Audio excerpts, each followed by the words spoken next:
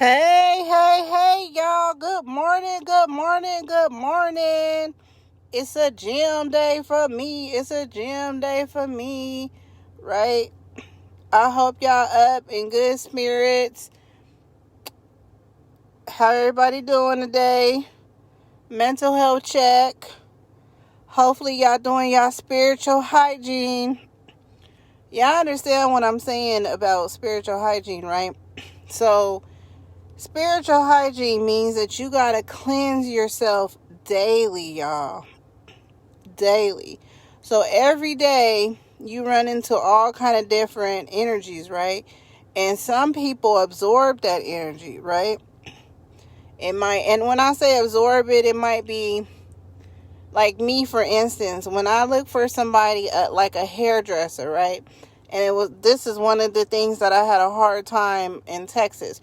So when I look for a hairdresser, I don't look just for talent, right? I also look for energy, because I don't want nobody standing over my crown, right? Crown of your head. I don't want nobody standing over my crown with a bad attitude, because I don't want to absorb that energy. Mess around and leave the hairdressing shop and you got an attitude just because you absorbed somebody else's energy, right? So I gotta do spiritual hygiene daily, y'all, because I come in contact with people daily. So things like meditating, y'all, things like moving your body. And when I say moving your body, you got to pick something that you like to do, right? Some people like going to the gym.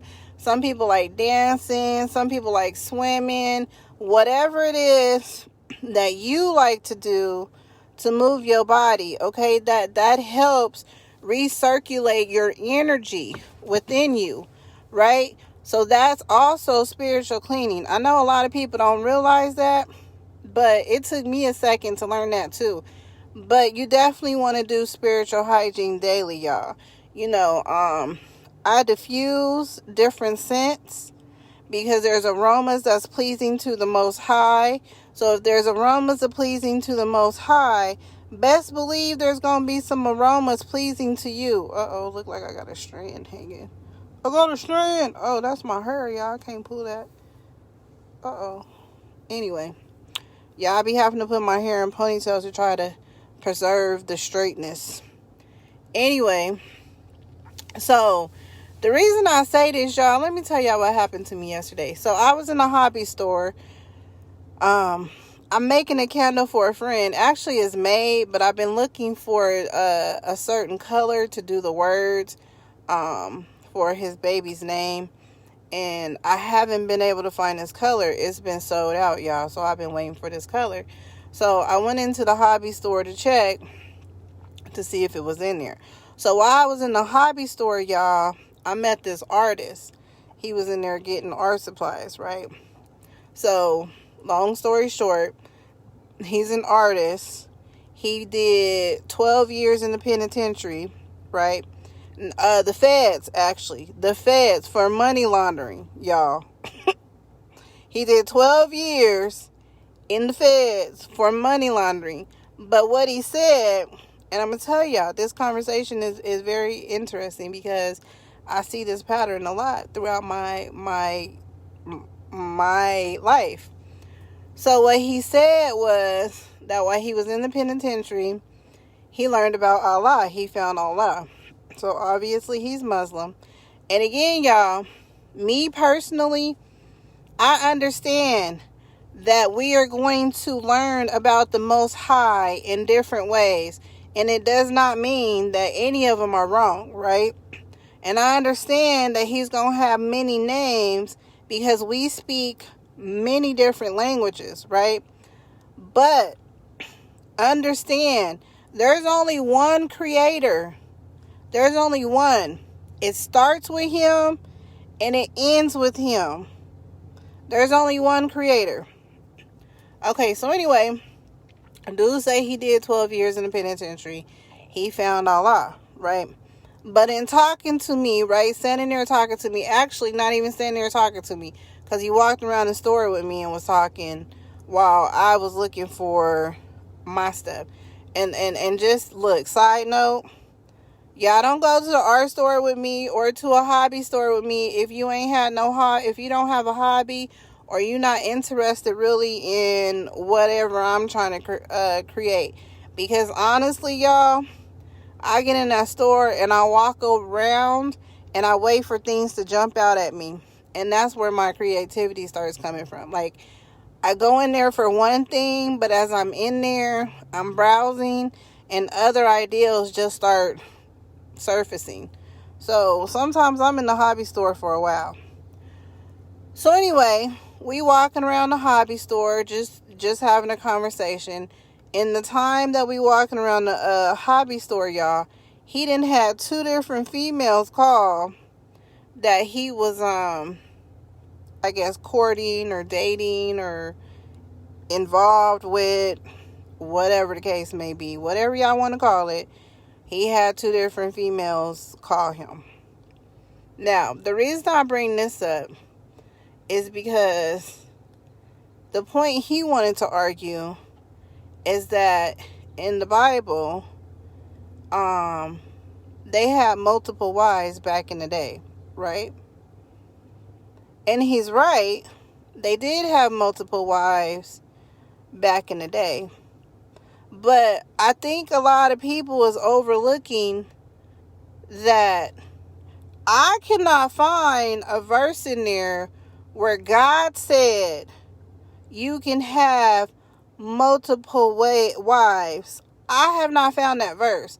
Now, I know it says you're supposed to go ahead and obey the laws of the land, right?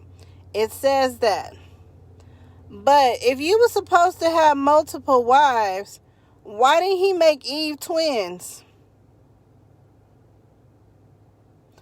And when he was telling people, go find his wife amongst these people, why didn't he say wives? The only time I seen wives as a plural is when husbands was a plural too. So y'all can't always confuse the way of the land with the way of the Most High, right? And anybody who's okay with having that poly relationship, I'm not knocking y'all for it.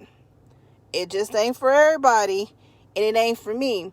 And if y'all also pay attention to the Bible, that y'all keep pointing out people have multiple wives, then y'all should notice there was still a lot of jealousy and envy in those relationships too.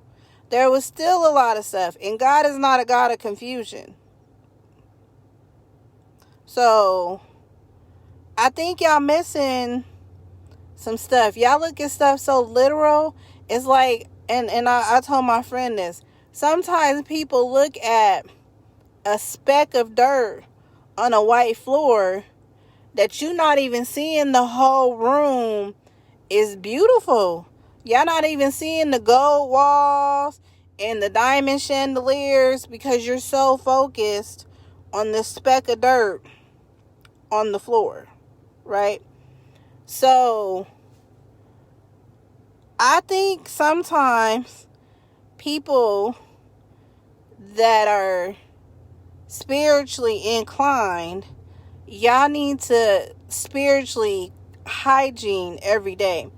And so one thing I noticed, and I ain't knocking nobody that's been in prison, but one thing I noticed is when y'all isolated, right, y'all find y'all connection, y'all spiritual connection, y'all have a lot of sense, y'all get stuff done, y'all get educated, y'all reading books, right?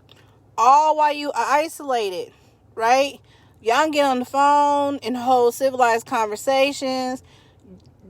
Y'all be having women out here like, oh, he's gonna do this, and y'all be in prison making business plans and all kind of stuff, right?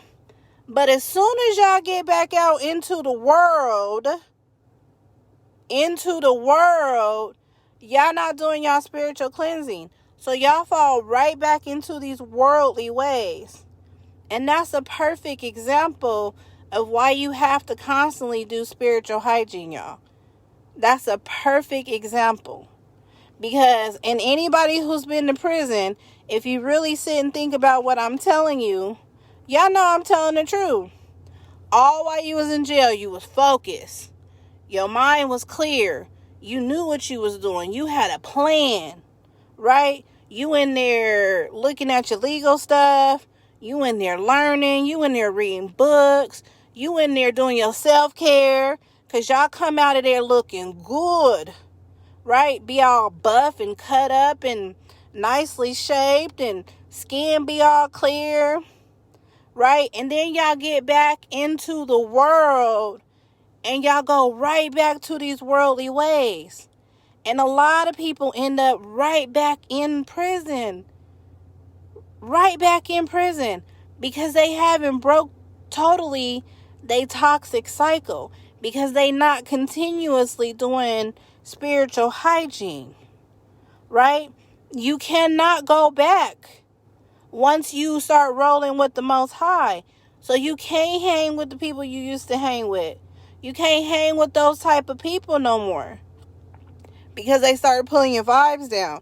And a lot of dudes that come out all buff and cut up and looking all nice, y'all start losing that shape. That either turns into fat or y'all get skinny again. Right? Because now you're tempted by the world again. The world, y'all. Now you back thinking like worldly people.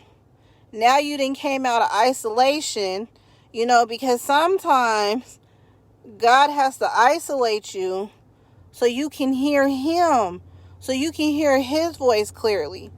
Sometimes prison saved y'all from yourself, right? Sometimes that's to get you to understand him and know who he is. But then you get out in the world and you go right back to the worldly things, y'all. And tell me how that works. Tell me how that does for you. I bet most of y'all be talking about how y'all shoulda, coulda, woulda done all the stuff that y'all was doing when y'all had that spiritual connection, right? When y'all vibes was up high. When y'all was obtaining your higher selves. So y'all, it's very important to do spiritual hygiene.